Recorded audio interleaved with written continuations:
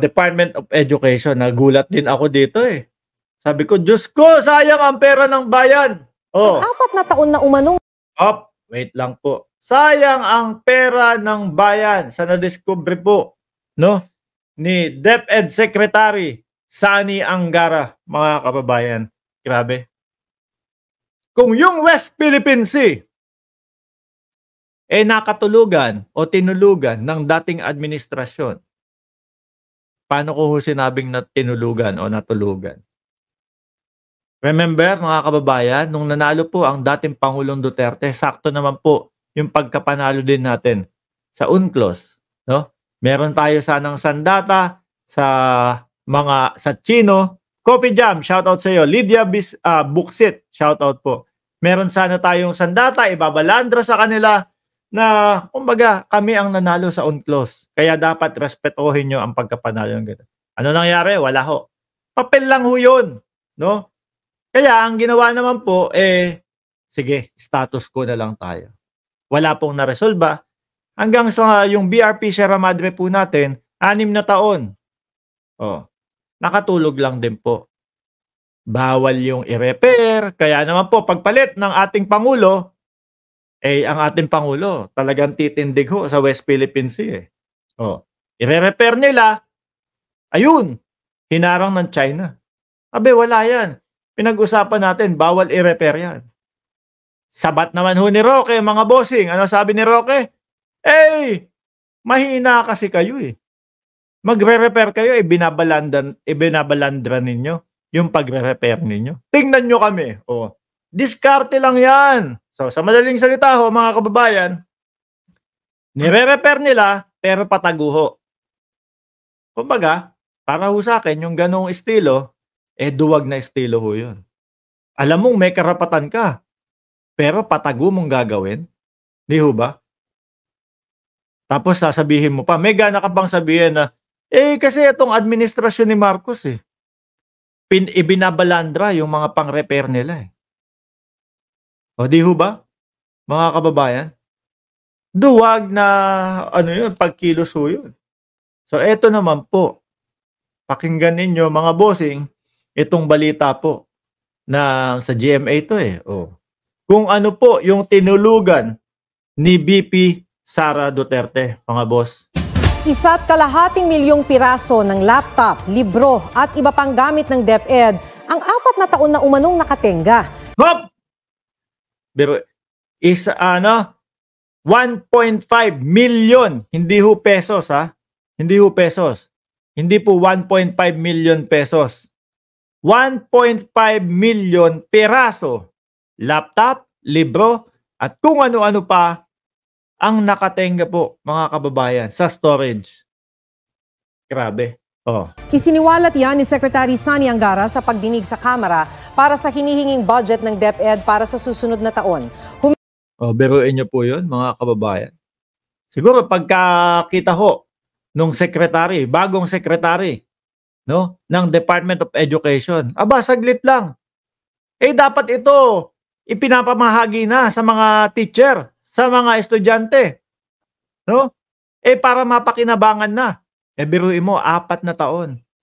Pero mga bossing to be fair naman po sa ating Vice Presidente, ito daw po 2020 pa. No? 2020 pa daw po, mga kababayan, na nakatenga. Siguro kung naipamahagi na agad-agad yan, malaki na ang naitulong niya sa modernisasyon ng ating edukasyon, mga kababayan. Hindi nyo din po pwedeng sisihin si VP Sara, si VP Leni Robredo, kasi hindi naman siya yung Department of Education Secretary. Sino po? Kung hindi ako nagkakamali, si Briones. Si Briones na ang nagluklok din po ay dating Pangulong Duterte.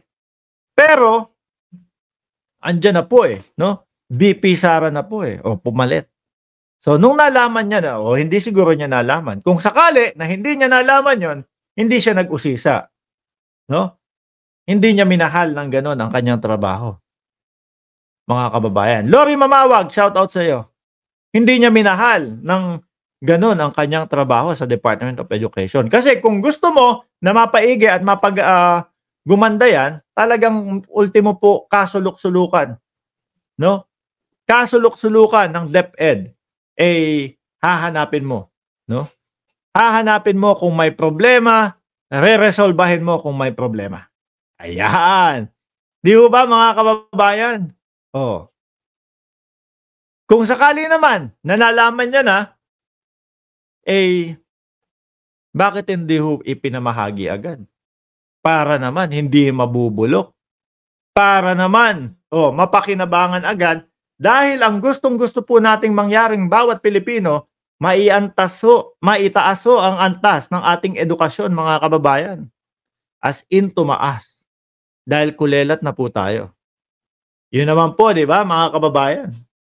Tuloy natin. Grabe, sayang ho ito. Humingi na raw sila ng tulong para may alis sa mga gamit sa warehouse ng kanilang logistics provider. Tinalakay rin sa pagdinig ang paggamit ng 112.5 million pesos na confidential funds ng DepEd noong panahon ni Vice President Sara Duterte. Pero sabi ng DepEd, hindi nila alam kung paano ito ginamit ng dating liderato ng DepEd. At 73 million, no? Nung confidential funds, mga kababayan, para po sa COA ay hindi katanggap-tanggap. Di ba? Hinihingan pa namin ng reaksyon ng Vice Presidente sa mga issue na lumabas sa pagdinig. Huwag magpahuli. Tapos na pala yun, mga kababayan. Paano naman tayo sasabihan na sinisiraan lang natin si VP Sara, samantalang ayan, GMA na. Si bagong secretary ng Department of Education ang nagsabi, mga bossing, na 4 na taon, nakatenga, nandoon lang sa loob ng storage, no? Ang higit sa 1.5 million piraso ng laptop, libro, at kung ano-ano pang gamit pang eskwelahan. Hindi ako nag-research niyan.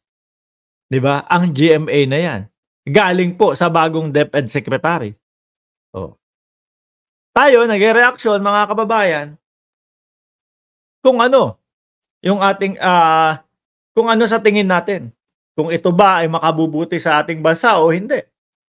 Di ba? Pero ako po, tingin ko dito, yung 4 na taon na natenga po yan, nako. Ako nga po bilang vlogger lang po every year, ay bumibili ako ng laptop para updated po talaga. Para malinaw yung mga nanonood. Malinaw sa kanila. At yung boses, kita, di ba, ganyan. Ito pa kaya, 4 na taon na.